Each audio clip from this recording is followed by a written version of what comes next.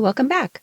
Or if you're just joining, my name is Maya, and welcome to my channel, Cranleyplace, where I'm focused on Hermès scarf style, inspiration, and more. Before we get started, let me give a shout out to all the channel members, and special welcome to the knot connoisseurs and elegant insiders. I appreciate your ongoing support.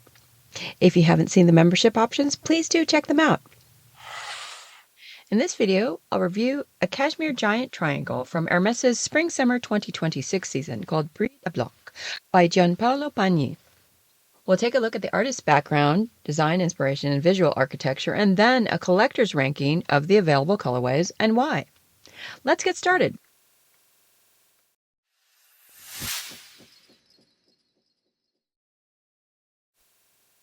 Gianpaolo Pagni occupies an especially recognizable place within the Hermès artist roster. His work is immediately identifiable through its sense of rhythm, printmaking, and graphic repetition.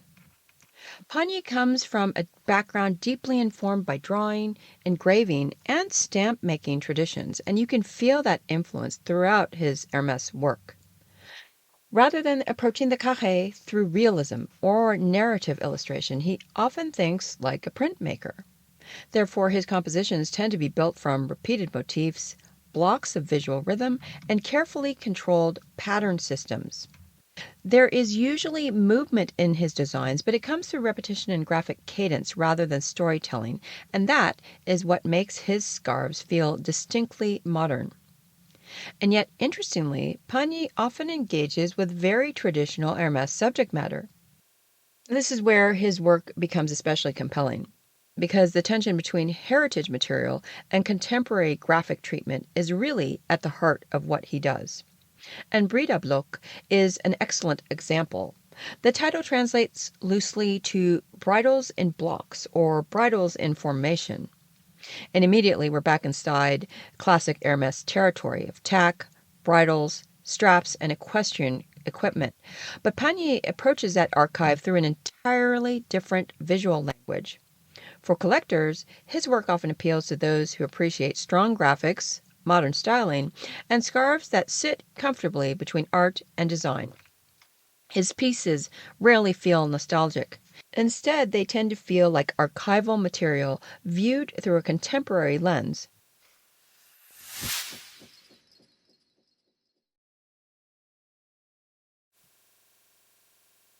The story behind Bride à Bloc is particularly rich.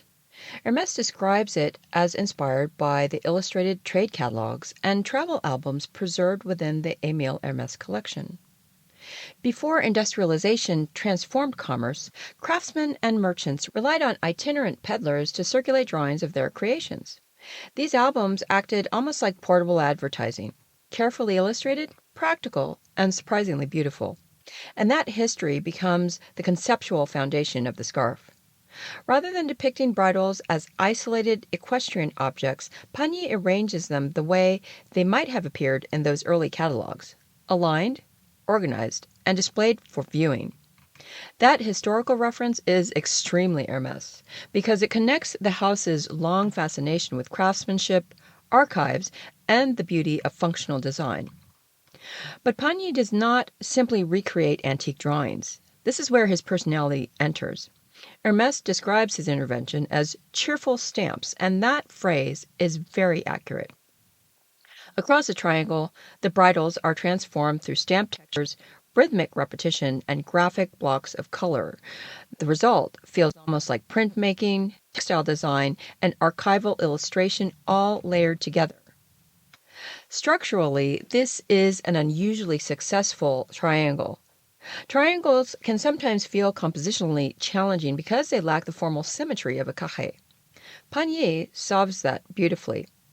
The repeated bridles create directional rhythm, so your eye moves naturally across the form through the straps, loops, repeated hardware, and alternating pattern density.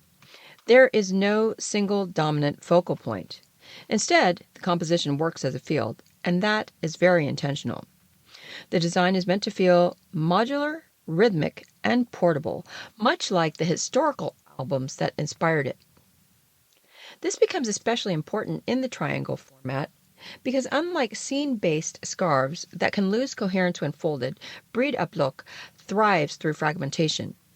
When worn, sections of straps appear and blocks of colors emerge, and all the stamp textures become more prominent. You rarely need to preserve the whole image. The scarf functions through its fragments, and that gives it remarkable versatility. And visually, it feels closer to textile design or graphic pattern than traditional illustration, which makes it especially appealing to collectors who wear scarves frequently rather than display them. What I find most interesting is that despite its archival inspiration, the scarf feels remarkably fresh. Certainly, there is history here, but very little nostalgia. Pagni keeps the mood energetic and contemporary.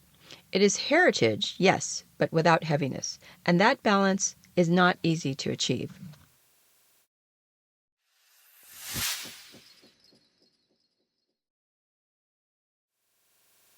There are currently at least 5 colorways to be found online. So I'll start with the Blanc, Orange Cuit, and Brun, the strongest collector choice. Warm, graphic, and unmistakably Hermès in mood, in daylight this reads with crisp contrast and beautiful warmth, while indoors the orange and brown deepen elegantly. I expect collector appeal for this one to be extremely high. With its timeless, modern classic style, the palette feels perfectly aligned with archival inspiration. The warm leather tones echo saddle culture, vintage catalogs, and classic Hermès equestrian history, while at the same time, the white ground keeps the composition feeling fresh and graphic. This would be my strongest collector recommendation. Next, Bleu Royal, Turquoise, and Blanc, the most visually dynamic. Energetic, graphic, and contemporary in mood, in daylight this looks exceptionally vibrant, while indoors the turquoise softens slightly, while royal blue remains strong. Collector appeal for this one should also be very high with its modern, sophisticated style. This version emphasizes Pagni's printmaking sensibility.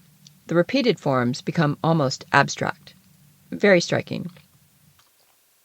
Next, the Naturel Rose Multicolore, the softest interpretation. Playful, artistic, and approachable in mood, in daylight this reads as very gentle and luminous, while indoors the rose tones become warmer. I expect collector appeal for this one to be broad. With its contemporary elegant style, the palette softens the structure beautifully and gives the scarf a lighter personality. Next, the Vert Vif Orange Multicolore, the most expressive. High energy, cheerful, and bold in mood, in daylight this reads with maximum saturation and movement, while indoors the orange will become particularly warm. Collector appeal for this one I expect will be more selective. With its fashion-forward style, it leans strongly into Pagni's graphic energy. Wonderful if you enjoy statement color. Then we have the Rose Bonbon, Rouge, and Fuchsia, the most stylized of the available colorways.